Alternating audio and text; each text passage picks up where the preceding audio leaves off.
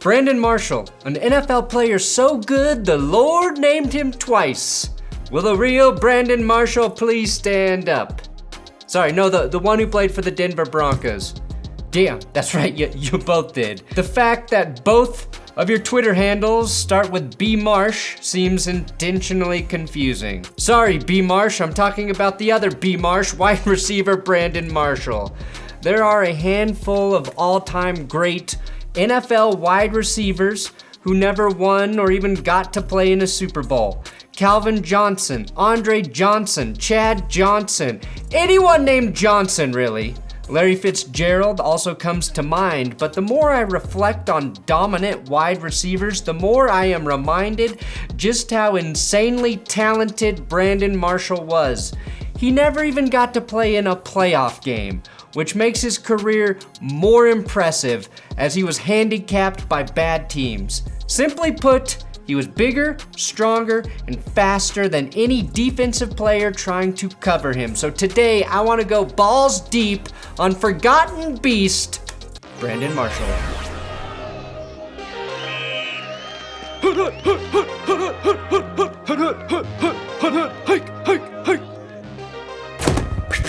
I heard YouTube's gonna stop letting people subscribe, so you better do it before they implement that. And a great way to support this channel is by supporting my coffee company, BenchwarmerBrew.com. We have blends by Urinating Tree, 5 Points Vids, and tea from Tom Grossi. Here's me enjoying my coffee out of my own mug like a totally normal person. BenchwarmerBrew.com. Sign up for the subscription service because it's the cheapest way to get my coffee. And coffee ain't cheap. Nope. Brandon Marshall hosted Inside the NFL on Showtime while still playing in the league. He has a great podcast called I Am Athlete and played for 6 different NFL teams. I don't think many football fans have forgotten who he is. However, I'm not sure if everyone appreciates how dominant or beastly he was on the field, and today I want to bring that to light. Marshall was a 4th-round draft pick by the Denver Broncos in 2006. He was fresh off a 1,000-yard receiving season at the University of Central Florida. Go Knights. He shined in the Hawaii Bowl with 11 catches for 210 yards and 3 tutties. Oh, are we still saying tutties? And the crazy thing I never knew was that he also started as a safety for UCF in 2004 and led the team in tackles. That's a 6'5" safety who can catch like this. Even Ed Reed would be impressed. 2006 could have been Mike Shanahan's magnum draft opus had he not been fired 2 years later. Denver selected quarterback Jay Cutler, tight end Tony Scheffler, wide receiver Brandon Marshall, and edge rusher Elvis Dumervil consecutively in that draft. Cutler, Scheffler, and Marshall would all be traded by McDaniels, and Elvis Dumervil, of course, lost to the Ravens and the great John Elway fax machine snafu of 2013. Now, Marshall's rookie season got off to a slow start. He was essentially wide receiver number 3 behind Javon Walker and Rod Smith. He showed flashes, but had just 309 yards and 2 touchdowns as Mike Shanahan botched the Jake Plummer and Jay Cutler transition at QB. Something that traumatized them both so badly that Plummer is now a mushroom farmer and Jay Cutler took up chain smoking on a regular farm. Now, Marshall burst onto the NFL scene as a bona fide number 1 target his sophomore year. He easily became Jay Cutler's favorite target, and Marshall had his first 100-catch season, found the end zone 7 times, and produced 1,325 receiving yards. That was his first of 7 straight 1,000-yard seasons. From 07 to 09, Marshall was a force in Denver. 23 touchdowns with Jay Cutler, and then Kyle Orton throwing him the ball. A 10 TD season with Kyle Orton in 09. I'm not sure what's more impressive, Marshall putting up that much production with Kyle Orton, or Orton throwing that many TDs while his vision was still blurred from having mid-game Jack Daniels IVs. Now, B. Marsh was smashing NFL records in his stretch with the Broncos. After a 1-game suspension gave him a nice rest in 2008, He caught, in a single game, 18 passes for 166 yards in the infamous Ed Hockley game as the Broncos bested the Chargers 39-38. No fumble? Fumble. I think so. I mean, I haven't seen it yet. Or where else that ball could have, whose hands, anybody else's hands that ball could have bounced right up to our guy. So I'd have much rather them call it incomplete. It doesn't make a whole lot of sense to me. Now those 18 grabs gave Marshall 55 through 5 games, which is an NFL record. Oh, I mean, just look at that catch. I mean, holy mother of God, how do you do that? And he became the first receiver to notch 10 or more receptions in 4 of 5 games. In 2009, with Orton, Marshall set an NFL record that still stands. He caught 21 passes in a single game. 21. He did it in a loss to future Broncos QB Peyton Manning and the Colts. It's rather hilarious to me that the single game catch record was set when Peyton Manning was on the field, but he wasn't the one throwing the ball. Since then, only Jason Witten has come close to tying that record with 18 catches in a game, and Marshall actually is also tied for third most with that 18 catch game I just mentioned. Now I'd love to shit on head coach Josh McDaniels, but 'twas another Mickey D that contributed to the Broncos eventually trading Brandon Marshall to the Dolphins. Despite being Denver's best wideout and top 5, say top 3 receiver in the league, Marshall had several off-field issues and team-related issues. McDaniels benched him at the end of 2009 for missing physical therapy sessions. Imagine that, a player suspended for refusing to get a massage. Oh man, how the NFL has changed. But before the McDaniels benching, Marshall was suspended in 2008 for DUI charges and a domestic violence arrest. As many Broncos fans recall, one of the most bizarre injuries in NFL history occurred in the 2008 offseason. Brandon Marshall was taken to the hospital with lacerations to arteries, veins, and nerves in his right forearm after he slipped on a McDonald's bag while wrestling with family members and punched his arm through a television set. So the story goes. Marshall proved McDonald's bags are the third most dangerous thing at Mickey D's. Next to, of course, eating the food. And first, well, that's Ronald McDonald.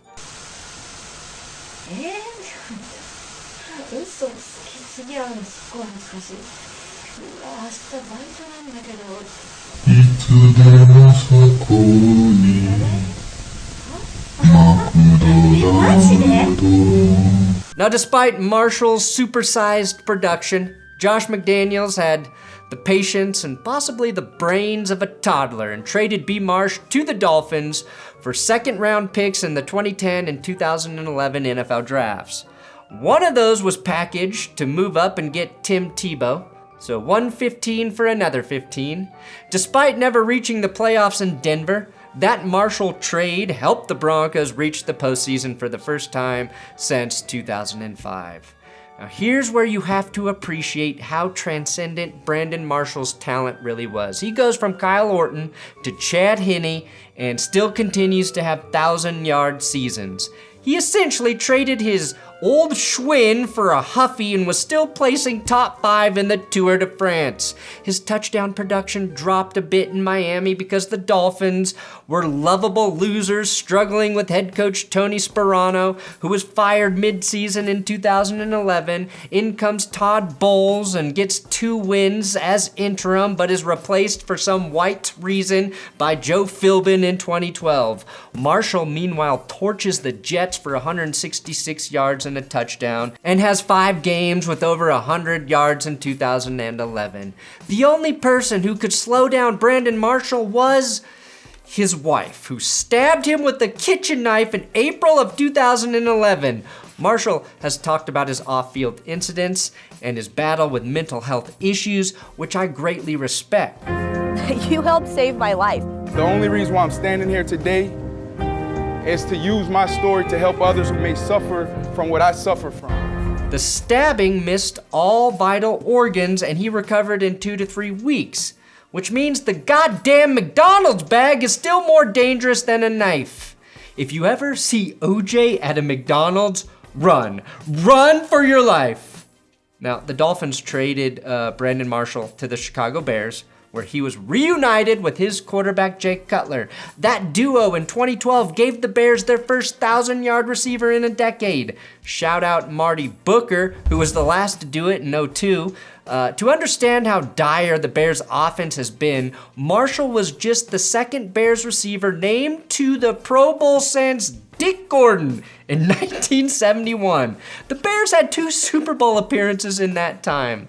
Now, one of Brandon Marshall's greatest achievements may have been developing chemistry with Jay Cutler, something Jay's wife couldn't even do. In fact, Jay Cutler loved Brandon so much, he was more comfortable sharing his fortune with him. I had to call Jay Cutler and ask for $60,000. I was out in Vegas and I lost all my money. In his first season with the Bears, Marshall set his career best with 1,508 receiving yards. Matt Forte had a nice year in the backfield, but Brandon Marshall was the Bears' offense. This shit is crazy. Brandon had 118 receptions. Matt Forte had the second most on the team with 44. Then it was receiver Earl Bennett with 29. If you add up the Bears' top 5 receiving producers from that season, it's Forte, Bennett, Alshon Jeffrey, Devin Hester, and Kellen Davis. They barely surpassed Marshall's yardage total by like 45 yards. Opposing defenses knew he was the only threat as a receiver, and they couldn't do anything about it. That's the kind of thing you need to keep in mind when you talk about dominant ball catchers. DBs were at his mercy. Well, or they were at the mercy of the Bears' ineptitude.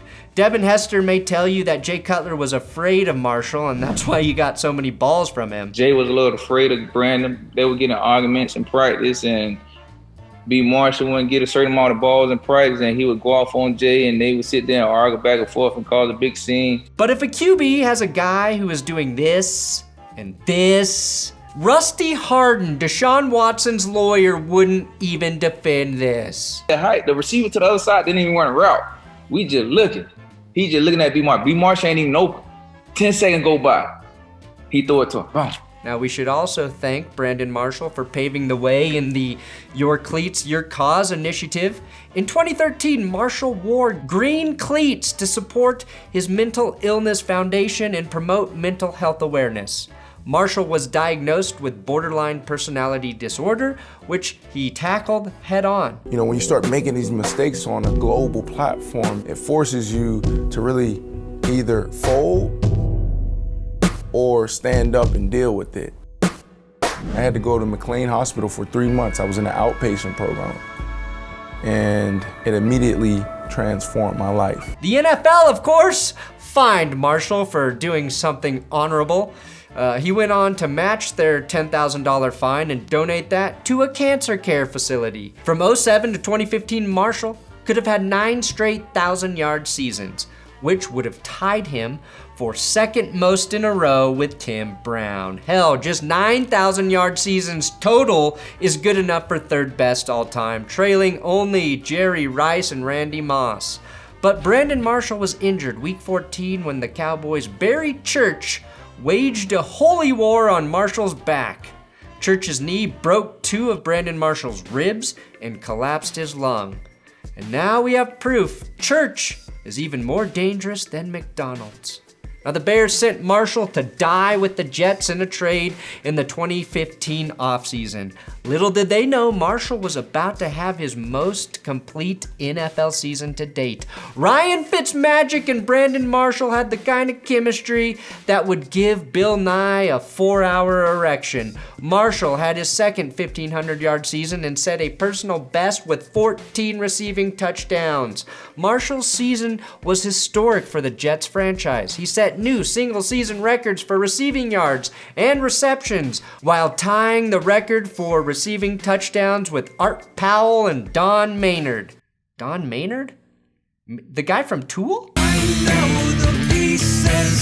No, 2 guys so old that they set those records when the Jets were the Titans in the 60s. Art Powell and Don Maynard right now would probably be the best receivers on the 2022 Titans. I do know Jets fans appreciated watching Marshall make players in the Patriots secondary look silly and beg officials for help to guard him.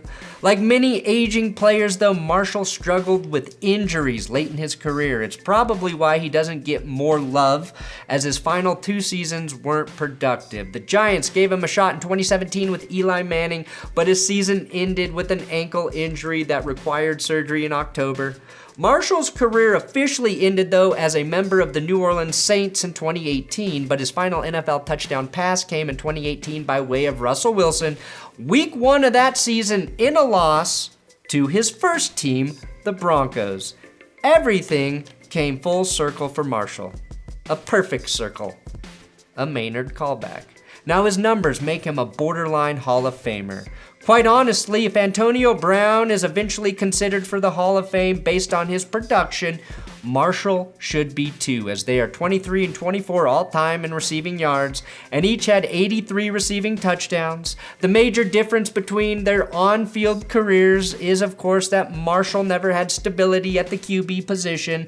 AB played most of his career with Ben Roethlisberger and Tom Brady, 2 Hall of Famers, and he ended his own career early for shenanigans. If I'm making a case to the Hall of Fame board or whatever, I'm just gonna say Brandon Marshall had 1,000-yard seasons with Jay Cutler, Kyle Orton, Chad Henne, Matt Moore, Jay Cutler again, a combo of Jay Cutler and Josh McCown, and he helped birth Ryan Fitzmagic in New York. Marshall never played in one city for more than 4 years, but produced before age and injury caught up to him. His production in relation to the QB talent he played with is one of the best all time. Ultimately, Marshall's hurt by never appearing in postseason games. Not a single one. But that was never his fault. And if Michael Irvin is in the Hall of Fame with far lesser numbers, Marshall deserves consideration. Even Andre Johnson got to play in the postseason, damn it. Marshall's 12,351 career receiving yards are the most ever by a receiver who never played in the damn postseason. He was the first player in NFL history with 600 catch receiving seasons. That record again tied only by AB. Now I started this series with Brandon Marshall because he was simply one of my favorite receivers to watch. And let me know who you'd like to see next. I'm kind of thinking Andre Johnson or Fred Taylor. But if you got other ideas, let me know in the comments. Thanks for watching That's Good Sports. Please subscribe here on YouTube. And if you like Twitter, I'm on Twitter at Brendan Perna. But mostly just subscribe here.